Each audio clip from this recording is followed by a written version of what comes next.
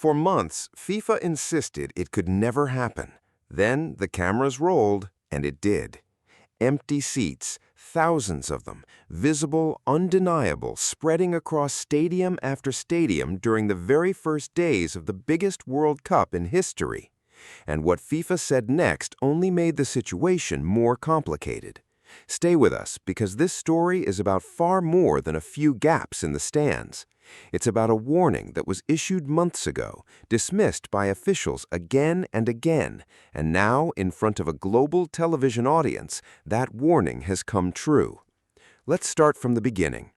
A World Cup is supposed to feel like a roaring, overflowing wave of humanity, packed terraces, flags pressed shoulder to shoulder, the kind of noise that makes the hair on your arms stand up the moment the anthem begins. That image is exactly what FIFA promised when it unveiled the largest tournament in the history of the sport. 48 teams, 16 host cities, 3 nations united for a single unforgettable summer. But long before the opening match was ever played, there were quiet warnings that this dream might not survive contact with reality. This tournament was supposed to be different from every World Cup before it.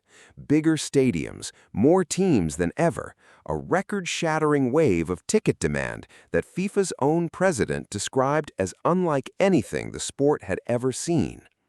For host cities across 3 nations, this was billed as the chance of a generation, an economic and cultural moment that would fill hotels, restaurants, and stadiums alike for 5 unforgettable weeks. So when the first cracks in that picture appeared, almost nobody wanted to believe them.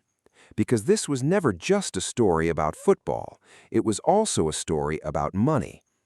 Ticket prices for this tournament reached levels that stunned even longtime World Cup veterans. Some packages, combining a single match with 2 nights of hotel accommodation, climbed past $2,000. Attorneys general in 2 American states launched formal investigations into FIFA's pricing practices, accusing the organization of using confusing tiers and manufactured scarcity to drive prices ever higher. Fan groups across Europe filed their own complaints, alleging FIFA had abused its position to charge the highest prices the World Cup final has ever seen. FIFA's president defended the numbers, insisting they simply reflected overwhelming global demand. He pointed to staggering figures, hundreds of millions of ticket requests pouring in from around the world. But that was only the beginning. Because while FIFA spoke of unprecedented demand, hotel bookings in several host cities were quietly telling a very different story. Surveys of hoteliers in multiple American host markets revealed reservation rates trending well below forecasts. Add to that the long shadow of visa delays and travel restrictions affecting fans from numerous countries, and a troubling question began to form behind the scenes. What if, despite everything FIFA promised, the stadiums simply didn't fill up? And then the tournament began, and the answer arrived faster than anyone expected. In Santa Clara, California, television cameras captured wide, unmistakable gaps in the stands during Qatar's opening match against Switzerland. This despite an official attendance figure of nearly 68,000, just shy of the venue's listed capacity. In Toronto, Canada's opening match against Bosnia and Herzegovina told the same visual story.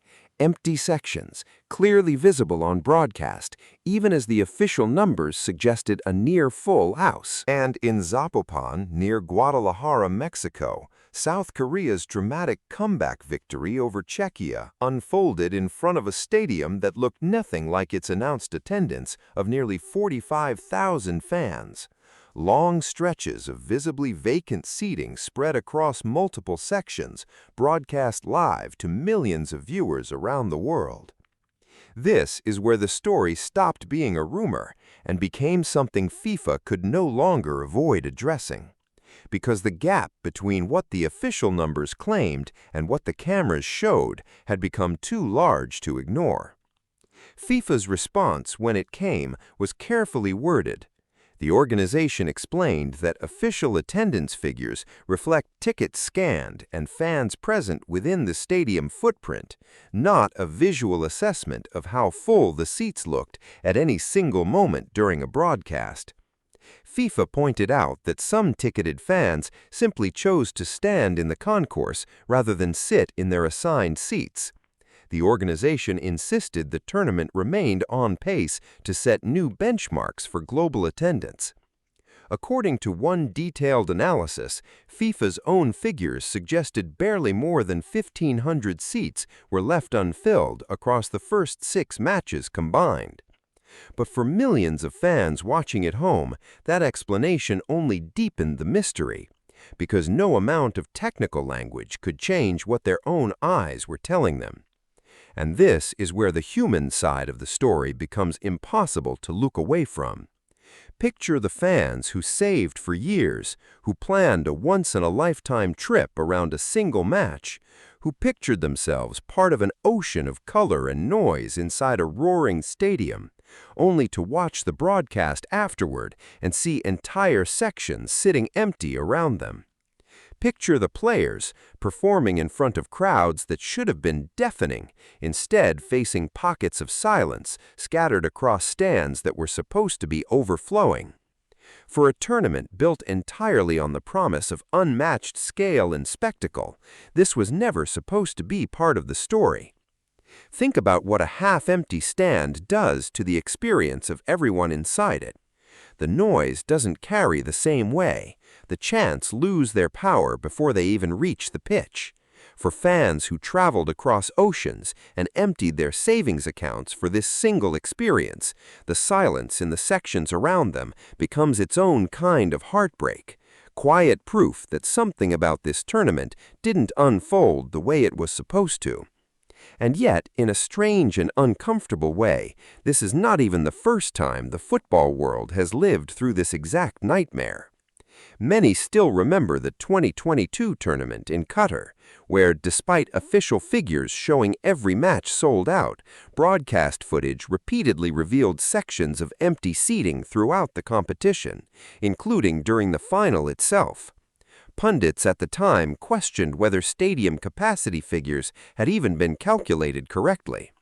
Now, 4 years later, eerily similar scenes are playing out again, this time across an entirely different continent. Which raises an uncomfortable question that FIFA has yet to fully answer.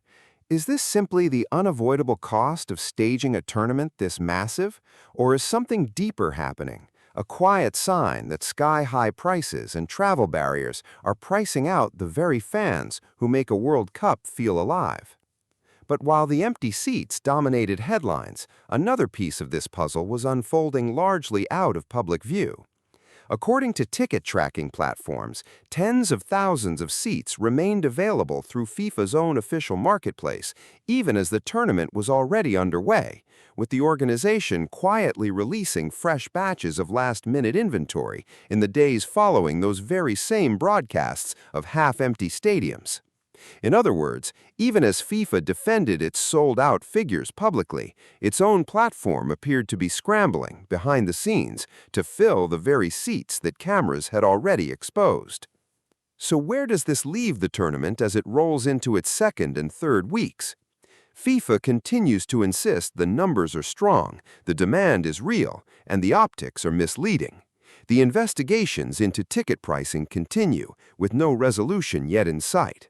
And in stadium after stadium, broadcasters and fans alike continue watching closely, comparing what they're told to what they can plainly see with their own eyes. Because in the end, this story was never really about a few rows of empty plastic seats. It's about trust. The trust between an organization and the fans who fund its biggest spectacle through ever-rising ticket prices. The trust between official numbers and visible reality.